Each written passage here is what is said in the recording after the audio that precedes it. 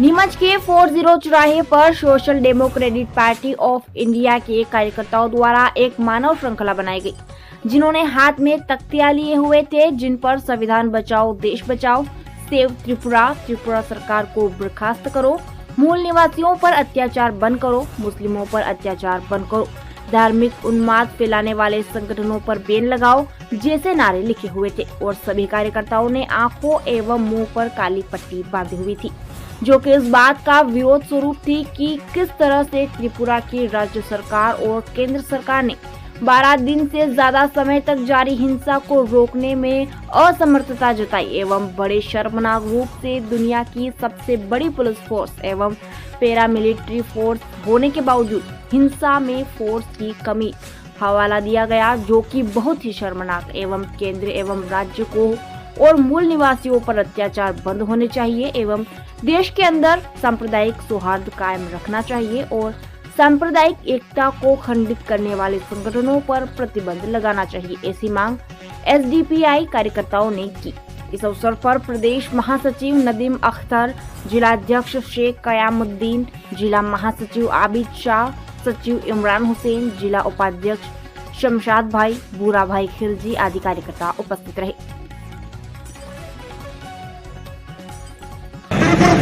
त्रिपुरा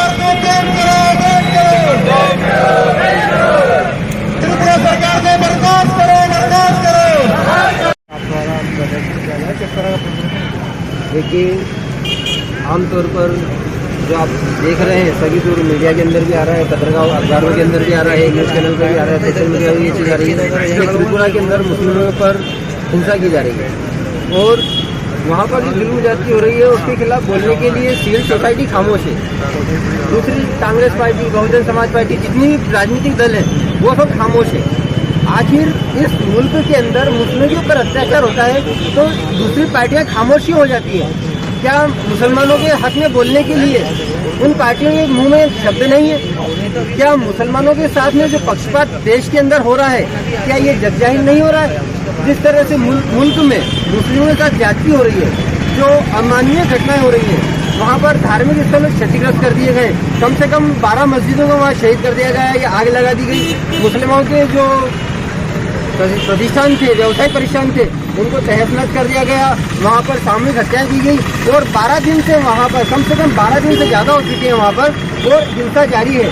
वहाँ पर कहीं न कहीं ऐसा लग रहा है जैसे त्रिपुरा को दूसरा गुजरात बनाया जा रहा है। ये सरासर नाइंसाफी है। ये मुल्क के जो बाशिंदे मूल निवासी है उनके साथ अत्याचार है। ये जिस तरह की जो केंद्र सरकार की रणनीति है, 12 दिन से वहाँ पर एक जो सोशल मीडिया के अंदर पुलिसकर्मी का वहाँ पर बयान है, हमारे पास फोर्स नहीं है, तो ये बड़े ही डूब मरने की शर्म की बात है कि केंद्र सरकार के पास में इतनी फोर्सेज होने के बाद में वहाँ पर केंद्र की सुरक्षा एजेंसी अभी तक वहाँ नहीं पहुँच पाई। ये बड़ी लज्जापूर्ण बात है। कौन लोग हैं जो माहौल खराब करने की साजिश करते हैं? देखिए, ये वो लोग हैं जो देश के अंदर अमन चैन के विरोधी हैं। ये कभी नहीं चाहते कि देश के अंदर हिंदू मुस्लिम एकता कायम रहे। मात्र 10%, 12%, 15% ये लोग होंगे जो ये चाहते ही नहीं है कि देश के अंदर एकता और अमन कायम रहे। ये लोग किसी न किसी तरह से देश के अंदर मुस्लिमों के ऊपर धार्मिक उन्माद फैला रहे हैं, मुस्लिमों के ऊपर अत्याचार कर रहे हैं और जो संगठन इस तरह की हरकतें कर रहे हैं वो जग जाहिर है। आप ये बात देख लीजिए कि सरकार कहीं न कहीं ऐसे संगठनों को संरक्षण दे रही है और संरक्षण देकर जो देश का जो सामाजिक ताना बाना है उसको बिगाड़ने का काम सरकार खुद आगे लेके कर रही है। त्रिपुरा सरकार इस मामले में पूरी तरह से बर्खास्त रही है। 12 दिन तक किसी भी हिंसे के अंदर हिंसा कायम रहना उस सरकार की विफलता का इससे बड़ा सबूत और क्या हो सकता है कि सरकार 12 दिन तक हाथ पे हाथ धरे बैठी है और सरकार का एक पुलिसकर्मी कर्मचारी जो बड़ा अधिकारी है वो आके बोलता है कि हमारे पास में फोर्स की कमी है। ये बड़ी ही निर्लजता का कारण है कि राज्य सरकार या केंद्र सरकार से मदद नहीं ले सकती। आज आपने विरोध किया है, क्या आपकी मांग है? हमारी मांग ये है कि केंद्र कम से कम केंद्र राज्य सरकार जो है, त्रिपुरा की राज्य सरकार है, उसको बर्खास्त करे। वहाँ पर जो हिंसा है उसको जल्द से जल्द रोका जाए और वहाँ पर तुरंत वहाँ पर रैपिड एक्शन फोर्स केंद्र सरकार वहाँ पर उपलब्ध कराई जाए और आगे से एक्शन हो।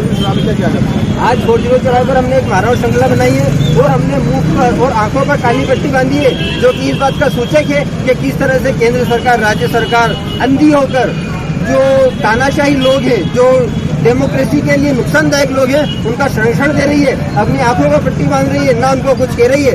तो ये सामाजिक ताना बाना बिखेरने का जो काम कर रहे हैं ये बहुत ही शर्मनाक है, बताइए, आंखों से आंसू झलकने लगते हैं ये सोचकर कि देश के अंदर माहौल क्या से क्या होते जा रहा है। सन 2014 से पहले देश का क्या हाल था, वो देश का हाल आज क्या हो चुका है। आपका नाम और पद? मैं शेख कायमुद्दीन, SDPI जिला अध्यक्ष।